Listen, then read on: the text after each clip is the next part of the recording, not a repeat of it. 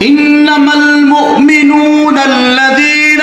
إذا ذكر الله وجلت قلوبهم وإذا تليت عليهم آياته زادتهم إيمانا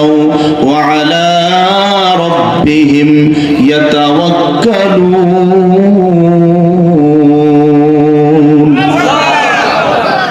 এইবার হইছে এইবার বুঝছেন আপনারা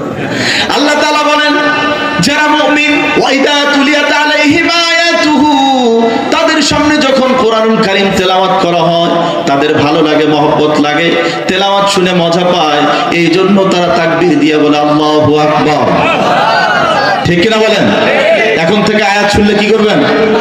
আল্লাহু আকবার কারণ আল্লাহকে বুঝাবেন যে আল্লাহ এটা আমার মজা লাগতেছে